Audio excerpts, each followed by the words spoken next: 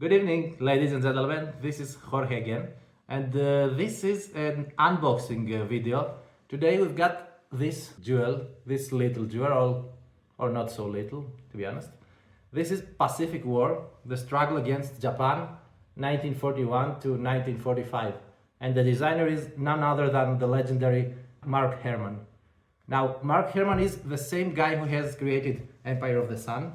So, Mark Herman has created a myriad of fantastic games, Empire of the Sun being one of them, just one.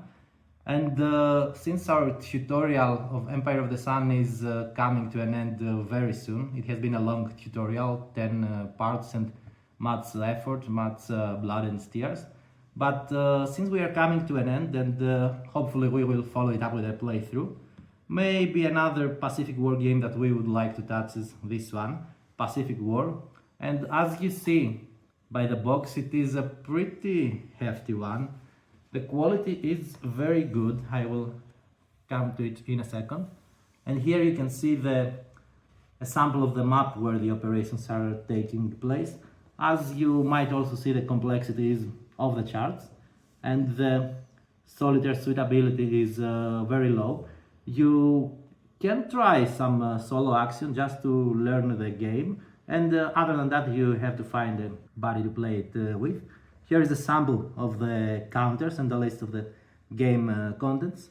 And without further ado, let's try opening it up.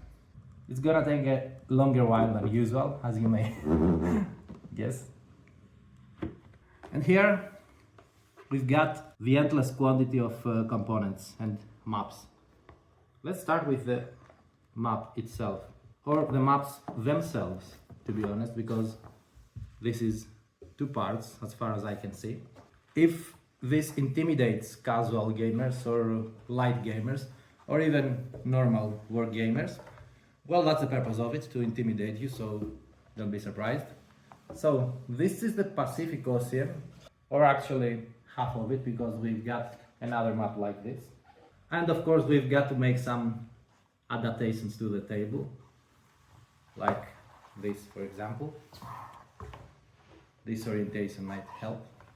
And let's navigate a bit on the map as much as we can. Here we've got Japan, the Japanese islands. So the usual islands of Kyushu, Honshu, Hokkaido, and possibly Shikoku if I can locate it.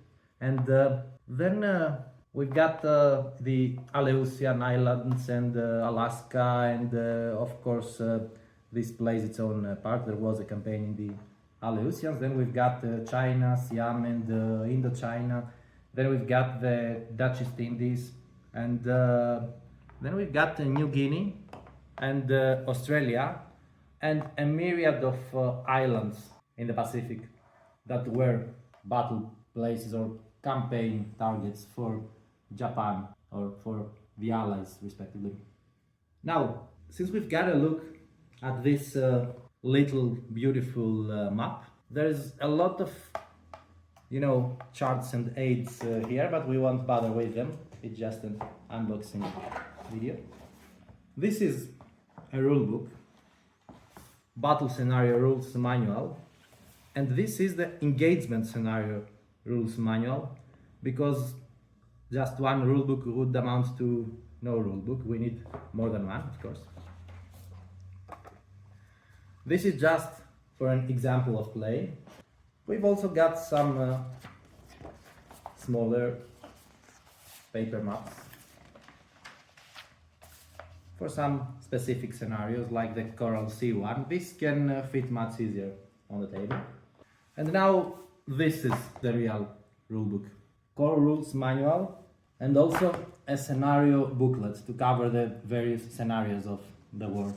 So, as you may see, the rules manual is a jillion pages long, but we are not intimidated by that. We have done worse stuff in our lives. So, there's a myriad of context, as you can see.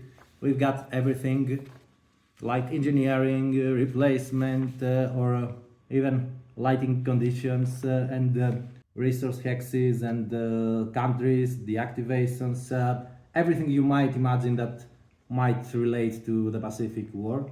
The logistical and strategic nightmare that was Pacific War for both sides. And this is just the scenario booklet. So let's have a look at the individual scenarios. We are starting with the so-called engagement scenarios, like number one scenario, which is Pearl Harbor. The length is 15 minutes, stated by Mark Herman himself, although it will probably take a longer time if you are playing the game for the first time. Then we've got engagement scenario number two, which for example is Savo Island, 1942. A very short one, and as you may see on the units deployed, we've only got like 2 units for Japan and a handful of units for the Allies. So again, this is gonna take some 15 minutes time.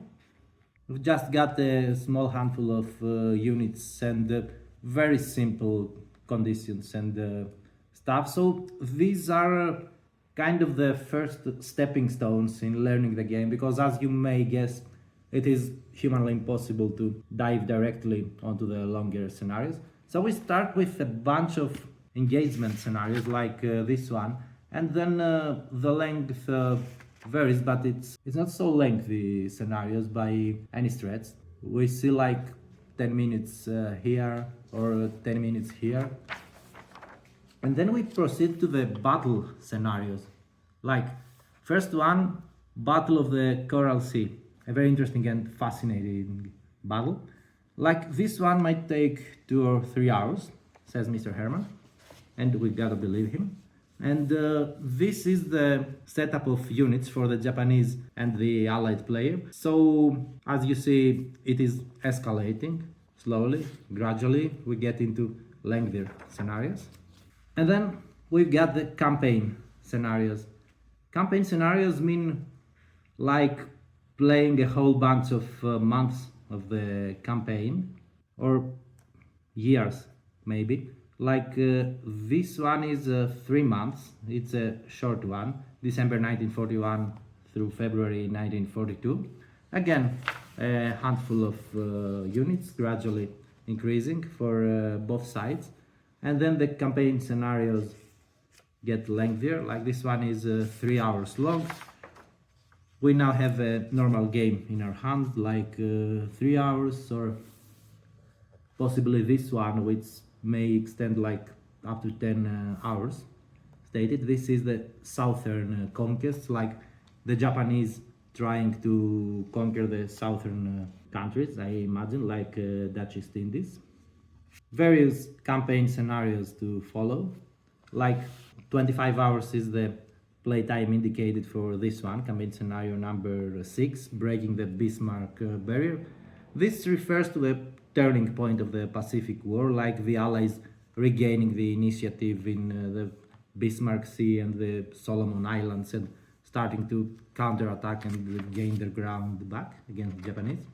Now it's 40 hours for this one, campaign scenario number 8. So it gradually starts getting out of hand. Like mathematically it is impossible to finish this one in one gaming session. You have to commit like several days. And now, as you may see, the units deployed cover like multiple pages of the booklet. And now we have finally reached this mem introduction, which is strategic scenario number 1. Playing time is 200 hours or so. If time is an issue, don't do it. Good job, Mr. Mark. This is the Pacific War, the whole of it. Like, start December 1941 and play the game till July 1945. I'm curious to see how many pages there are about the units deployed. Yeah, just these few and you are done. You can set it up and play it anytime. No guarantees you are gonna ever finish it though. And yeah, that's about it, the scenarios. Then we've got a small bunch of units, as you may see.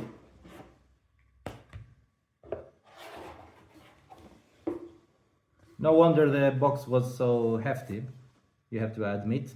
Like, I can see a whole bunch of different nationalities. Like, this should be the Dutch guys, these are Japanese armies, and maybe British and Indians in between. And we've also got the American army and navy, and oh, some naval units.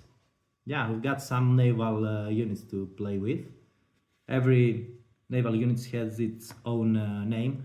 So in comparison to Empire of the Sun, this is even more detailed and less abstract in terms of the units deployed, the ones that you are going to play with. We've got the submarines, we've got ships, we've got air units, we've got armies.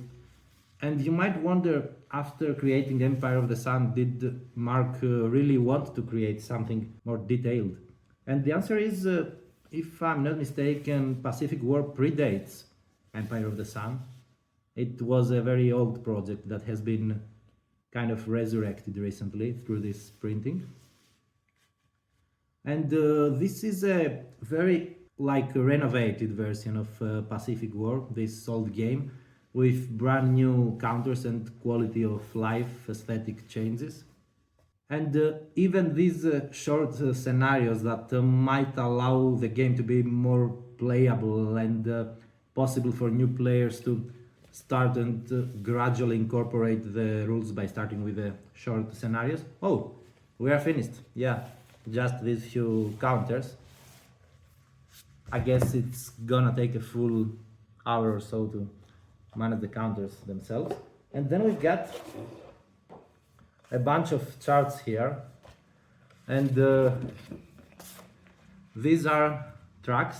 Okay, nothing I can help you with here. These are tracks and aids about naval movement, initiative, whatever. Keeping tracks of various stuff here. I don't think I can even imagine what you are tracking in this game, but I see you got to bother with activated or unactivated or deactivated units and keep some track of which guy moves and which one has not moved yet. Yeah, and some more tracks to follow. Yeah, these few tracks which require probably the purchase of another table on my part. This one might not fit them. And oh, here's what we get. Some very few more tracks to keep account of, and some small charts with, I guess this might be die roll modifiers or whatever. And yeah, looks interesting.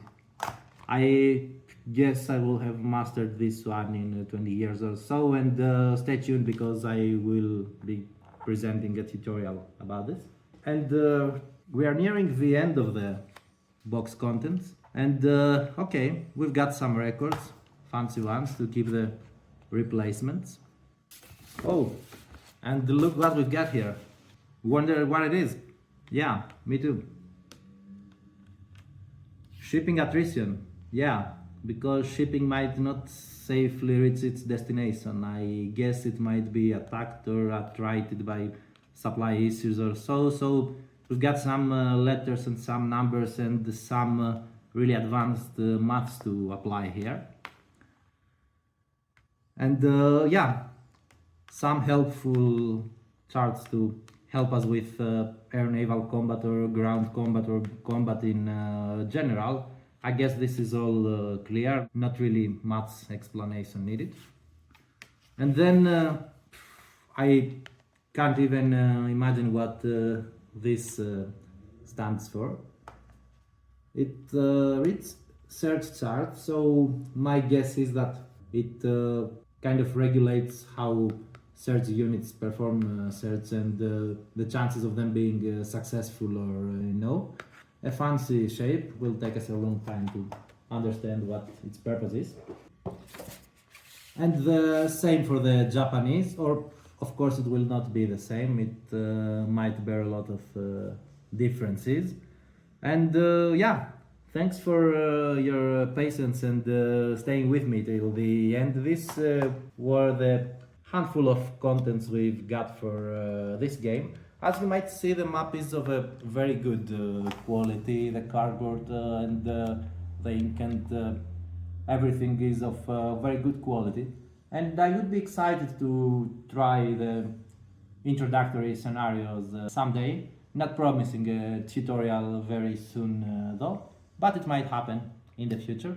Congratulations once more to Mr. Mark for such interesting design. One more of the beauties that I have been enjoying, designed by him.